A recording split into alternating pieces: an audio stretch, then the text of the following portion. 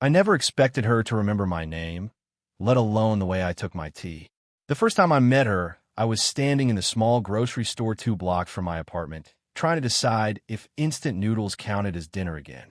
It was late, close to 9, and the place was mostly empty except for the hum of the refrigerators and the slow tick of a clock above the register. She was standing ahead of me in line. At first, I only noticed the quiet things. The way she rested one hand lightly on the counter while waiting. The way she glanced at the rain outside like she was measuring it. She looked older than most women I usually noticed, mid-40s, maybe a little more, but there was nothing loud or dramatic about her. No heavy makeup, no perfume I could smell from 3 feet away. Just calm. When it was my turn at the register, she stepped aside to let me pass. "Go ahead," she said. Her voice was soft, the kind that didn't try to fill a room. I shook my head. "No, it's fine." She tilted her head slightly, like she was deciding something. Then she smiled just a little and said, "You're holding noodles and a chocolate bar. That feels like an emergency." I let out a small laugh before I could stop it. "Rough day. More like a rough week," I said. The cashier scanned my things while the rain tapped harder against the glass door. I thought that would be the end of it. But when I stepped outside, she was there too, standing under the small metal awning, waiting for the rain to slow down. For a moment, we both just watched the street. Cars slid past, headlights stretched across wet asphalt. Somewhere down the block, someone laughed too loudly. She glanced at the plastic bag in my hand. "You should probably add vegetables to that," she said. "I know. You say that like someone who won't." I rubbed the back of my neck. "You caught me." She looked amused in a quiet way, like she didn't want the joke to feel too big. Then the rain softened. She stepped forward, opened a black umbrella, and paused. "You live nearby." "Up the street," I said. "Me too." For a second, we just stood there again. Then she lifted the umbrella slightly. "Walk." I hesitated, just long enough to feel stupid about it. "Sure." The sidewalk was narrow, so we walked closer than strangers usually do. I noticed small things. The way she held the umbrella steady, even when the wind pushed at it. The faint lines near her eyes that made her smile look more honest. We didn't talk much. Just small things. "What do you study?" "Architecture." "That sounds complicated." "It mostly is." At the corner, we stopped. She pointed across the street. "I'm there." A quiet house with a small porch light glowing. I nodded toward my building. "I'm over there." There was a pause that felt longer than it should have. Then she said, "Good luck with the noodles." She stopped. I assumed she forgot my name. But she didn't. "Daniel." I blinked. "I don't remember telling you my name." "You didn't," she said, almost casually.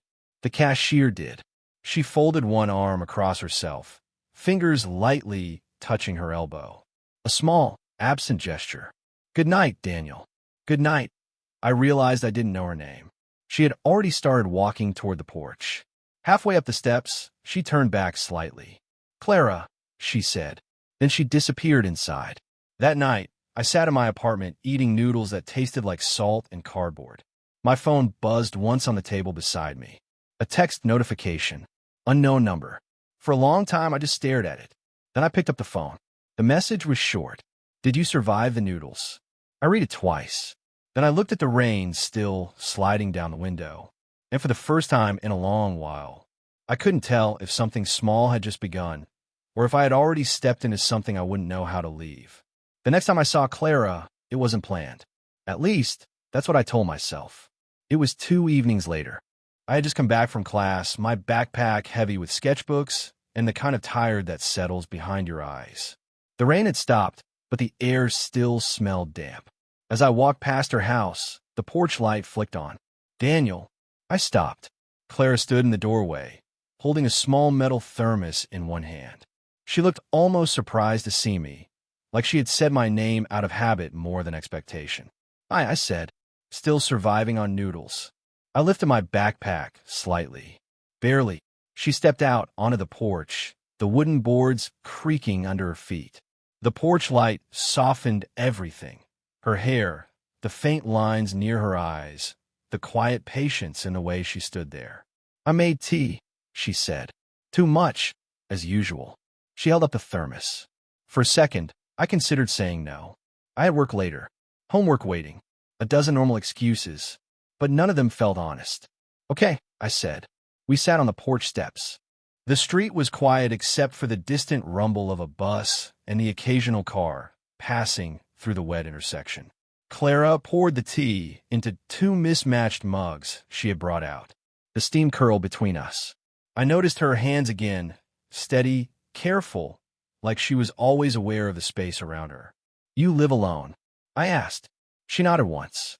For a while now. She said it simply, like it wasn't something that needed explanation. I folded the sleeve of my cup between my fingers, letting the warmth settle into my hands. Divorce? I asked, then immediately regretted it. Clara didn't seem offended. 2 years, she said. Her eyes drifted toward the streetlight across the road. Strange how quiet a house becomes after that. The way she said it wasn't bitter, just factual, like someone describing the weather. I didn't know what to say, so I nodded. My place is quiet too, I said after a moment. But mostly because I haven't made any friends here yet. That takes time. She glanced at me, a faint smile pulling at the corner of her mouth. You're what, 22? 23. Still. I laughed softly.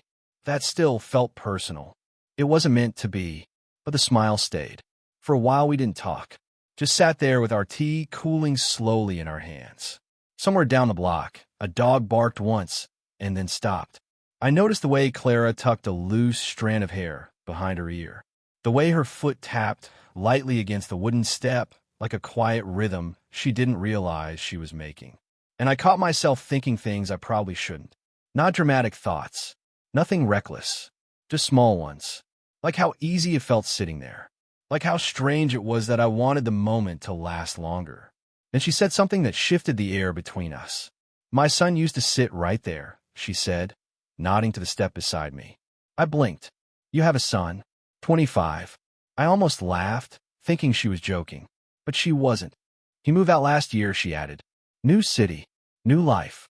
Her eyes rested on me for a second, thoughtful. That's why I remember your name. I wasn't sure what she meant. Why? She shrugged lightly. You remind me of someone who's still figuring things out. I looked down at my cup. That obvious. Only if you pay attention. The silence that followed felt heavier than before. Not uncomfortable, just aware. Clara reached out suddenly, brushing something off the sleeve of my jacket. A tiny thread. Her fingers lingered there for half a second longer than necessary. Then she pulled her hand back quickly, like she realized it too. We both looked away at the same time. And I don't know why that moment stayed with me. Maybe because it felt like someone had finally noticed I was there. After that night on the porch, something small changed between us. Not obvious. Nothing anyone walking past would notice. But I started finding reasons to slow down when I reached her house.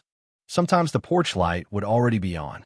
Sometimes she'd be watering the small row of plants near the steps. Once she was just sitting there with a book she didn't seem to be reading.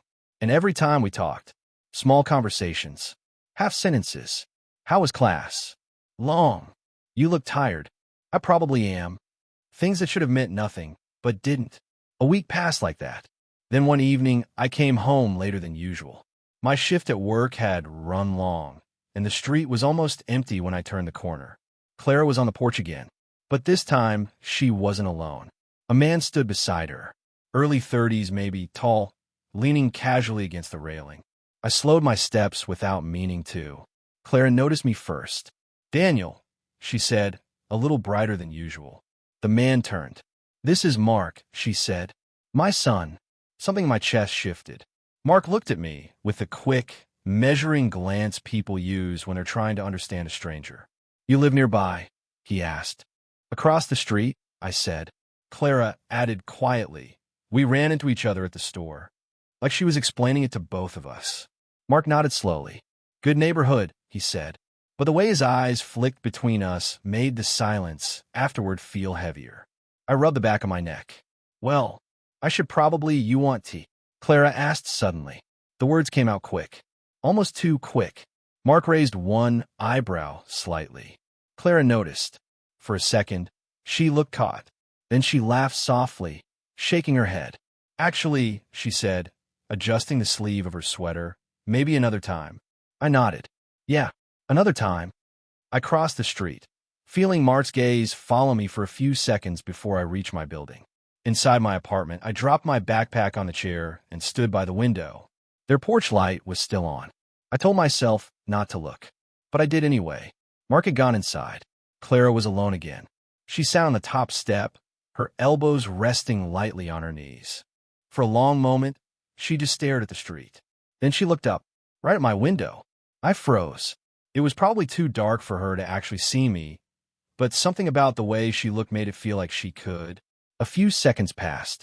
Then my phone buzzed on the table. I walked over slowly and picked it up. A message from Clara. Sorry about earlier. I typed back before thinking too much. You didn't do anything. 3 dots appeared, then disappeared, then came back again. Finally, another message. Still awake. I glanced back toward the window. Her porch was empty now. I hesitated, then typed. Yeah. Another pause. Then, the back gate is open. If you want tea. My heart did something strange. Not fast, not dramatic, just heavier. 5 minutes later, I was standing in her kitchen. The house was quieter than I expected. Warm light from a single lamp filled the room. Clara stood by the counter pouring tea into 2 mugs. You're going to make this a habit, she said without looking up. I thought you already had too much tea. I always do. She handed me the mug. Our fingers brushed. Neither of us pulled away immediately. The silence stretched. Clara looked up then. Close now. Closer than we had ever been. Her eyes searched my face like she was about to ask something. Or say something. I opened my mouth slightly, but then she exhaled, almost like she had just remembered something important. And she stepped back. For the next few days, I stayed away. Not intentionally. At least that's what I told myself. I left for class earlier than usual. Came home later. Took a longer route back from work so I wouldn't pass directly by her porch. It felt easier that way. Safer. But something about avoiding her made everything else feel louder. The apartment felt emptier. The quiet stretched longer. Even my phone seemed heavier when it sat face down on the table. 3 nights passed. No tea. No porch light conversations. No messages. Then on the 4th evening, I found her sitting on the low wooden bench near the bus stop at the end of the block. I almost kept walking. Almost. But she looked up right as I passed. Daniel. Just my name. No accusation in it. No warmth either. Just recognition. I stopped. The bus stop light flickered above us, casting a pale glow across the empty street. The air smelled faintly like wet pavement and distant smoke. Clara shifted slightly on the bench, leaving a small space beside her. You've been busy, she said. Not a question. Classes, I said. Work. She nodded once. Of course. The way she said it made the silence afterward feel sharper. I sat down beside her. Not too close, but close enough to feel the quiet presence of her beside me. For a minute, neither of us spoke. A car passed slowly. Somewhere a gate creaked open and closed. Clara folded her hands together in her lap, rubbing her thumb against her knuckle like she was thinking through something. You disappeared, she said finally. I didn't disappear. You stopped coming by. I exhaled slowly. You stepped back first. Her head turned slightly toward me. That night in the kitchen. I nodded. Clara looked down at the pavement. For a long moment, she didn't answer. When she finally spoke, her voice was quieter than usual. You're 23. I know. My son is older than you. I know that too. She gave a small, humorless smile. Then you understand why this is complicated. I watched her hands as she spoke, still rubbing lightly together. You invited me over, I said. Her fingers stopped. Yes. And you texted me. Yes. Another pause. Then she sighed, leaning back slightly against the bench. I shouldn't have. I felt something tighten in my chest. But you did. Clara looked at me then. Really looked. Her eyes moved across my face like she was memorizing something she might not see again. You're kind, she said softly. That's a dangerous quality. I almost laughed. That's the first time someone's warned me about that. She didn't smile. Kindness turns into attachment very quickly. The streetlight flickered again. I felt the question building in my throat before I could stop it. Is that what this is? Clara's gaze held mine. For a second, 2, 3, the quiet between us thickened. Then she asked, almost carefully, do you want it to be? Clara's question hung between us. Do you want it to be? For a second, I thought she was asking casually, the way someone tests a conversation to see where it might go. But the way she was looking at me, that wasn't casual. That was someone standing at the edge of something. I don't know, I said honestly. Her mouth moved slightly, like she might smile, but the expression never fully arrived. That's probably the right answer.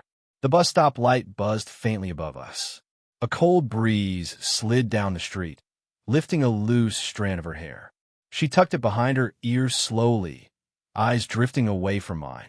You know what the worst part about being older is, she said after a moment. I shook my head. You recognize the ending before the beginning finishes. I didn't know what to do with that. So you already decided how this ends? I asked. Clara didn't answer immediately. Instead, she leaned forward slightly, elbows resting on her knees. Her hands folded together like she was trying to hold a thought still. My ex-husband used to say something similar, she said. The words felt sudden, not dramatic, just dropped into the conversation like something she hadn't planned to reveal. He said I had a habit of finding people who needed fixing. I frowned slightly. That doesn't sound like me.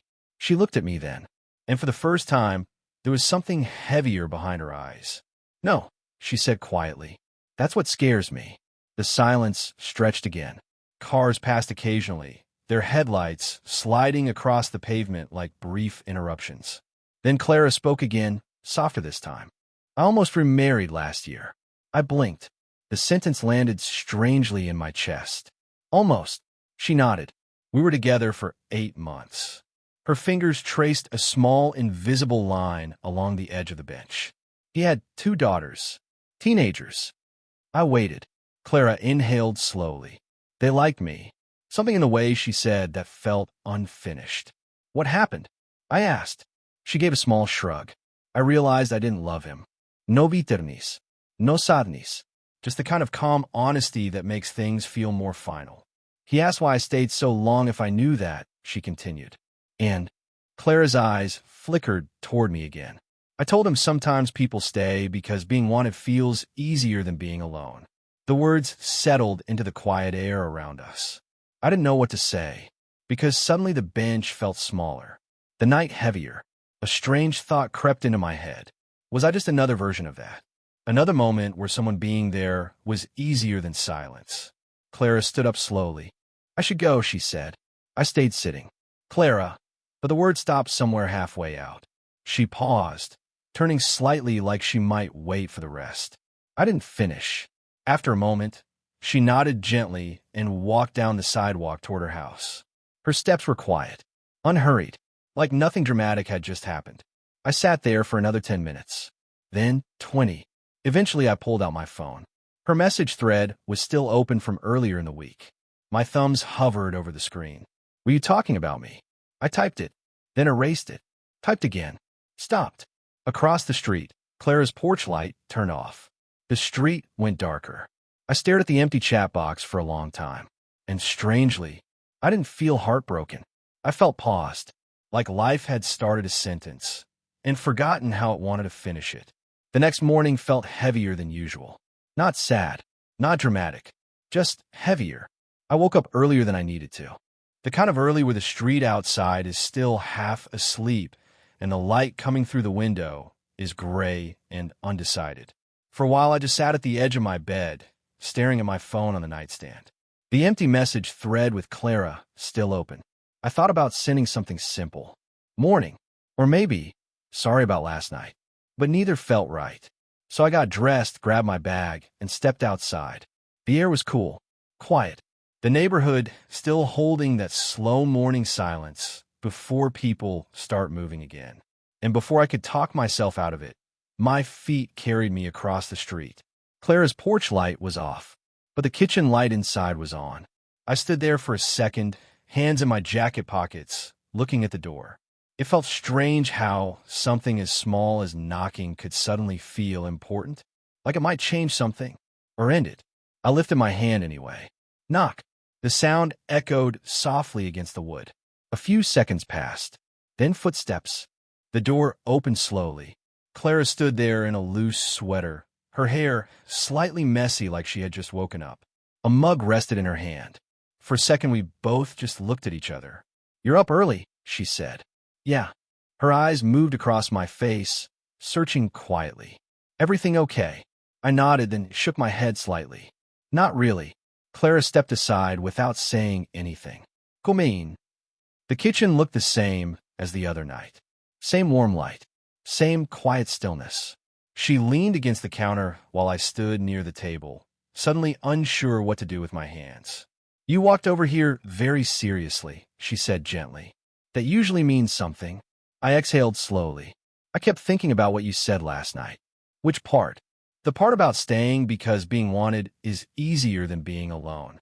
Clara lowered her gaze to her mug. "I shouldn't have said that, but you did."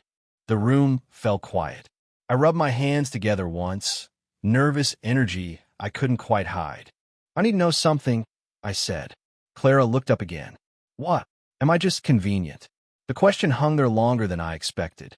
Clara set her mug down on the counter carefully. "No." The answer came quickly. Too quickly to be rehearsed. She crossed her arms lightly, like she was holding herself steady. "You're not convenient," she said. "You're dangerous." I frowned slightly. "How?" "Because I like you." The words were simple, plain, but they landed harder than anything dramatic could have. Clara looked toward the window briefly before continuing. "And I'm old enough to know what liking someone like you could turn into." I swallowed. "And what does it turn into?" Her eyes returned to mine. "Complication. Judgment. Regret." A quiet pause. Then she added softly, "And maybe something good too." I felt something shift in my chest hearing that. "So what do we do?" I asked. Clara let out a slow breath. "I don't know." For a moment, neither of us moved. Then she stepped closer. Not touching. Just close enough that I could see the faint tiredness under her eyes. "You should probably walk away from this," she said quietly. I looked at her. "You're not walking away." She gave a small, tired smile. "No." Another silence settled between us. Then, almost without thinking, I reached out and touched her hand resting lightly against the counter. She didn't pull away. Her fingers curled slightly against mine. Not a dramatic gesture, just a quiet one. Clara looked down at our hands, then back at me. And after a long second, she nodded once. "Okay." The strange thing about important moments is how ordinary the world looks right after them. Cars still pass. Coffee still cools too quickly. The clock on the kitchen wall still ticks like nothing changed. After Clara said, "Okay," neither of us rushed to explain it. We just stood there, our hands still touching lightly on the counter. Not tightly, not dramatic, just enough to acknowledge something had shifted. Finally, she pulled her hand back and picked up her mug again. "You're going to be late for class," she said. I checked the time on my phone. 8:47 a.m. She noticed the screen. "You always check the time like that," she said. "Like you expect it to argue with you." I smiled a little. "Architecture students don't sleep much." She leaned against the counter again, watching me the same quiet way she always had. "You'll still come by sometimes?" she asked. "Sometimes." Her mouth curved slightly. I'm trying to sound responsible. I grabbed my bag from the chair. "I'll bring vegetables next time." That would be a shocking improvement. I paused at the door before leaving. Neither of us said anything dramatic. Just a quiet look that lasted a second longer than usual. Then I stepped outside. The next few weeks didn't suddenly become romantic. If anything, they became slower, more careful. Some nights we still sat on the porch with tea that slowly went cold. Other nights, we only waved from across the street. Sometimes we talked about small things. My classes, her garden, the strange neighbor who always argued with delivery drivers. Sometimes we didn't talk at all, just sat there while the evening moved around us. And slowly, the quiet stopped feeling uncertain. It started feeling steady. One night about a month later, we ended up back at the bus stop bench. The same one where everything had almost fallen apart. Clara sat beside me, holding a thermos between her hands. "You know," she said, "this bench has witnessed an unnecessary amount of emotional confusion. That sounds like your fault." She laughed softly. "Probably." The streetlight flickered above us again, just like it had that night. But the silence felt different now. Less fragile. More settled. She nudged my shoulder lightly. My son called earlier. Ich glänzte her. Yeah, he asked if I was seeing someone. And Clara looked out at the quiet street for a moment. I told him I've been having tea with a neighbor. That's it. That's it. I shook my head. You make things sound very calm. They should be calm. Her hand rested on the bench beside mine. Not touching, just close. Good things usually are. After a moment, our fingers brushed slightly. Neither of us moved them away. Across the street, a bus rolled past slowly, its lights sliding across the pavement before disappearing around the corner. Clara leaned back against the bench. You know what I realized recently, she said. What? She looked up at the dim streetlight. Loneliness isn't always about being alone. I waited. She turned her head toward me. Sometimes it's just about not being noticed. I thought about the grocery store, the noodles, the rain, the way she had said my name like it mattered. And I smiled a little. Well, I said quietly, you noticed. Clara's eyes softened. Then she poured 2 cups of tea from the thermos and handed one to me. The steam rose between us in the cool night air. And for the first time since all of this began, the quiet didn't feel like a question anymore. It just felt like us.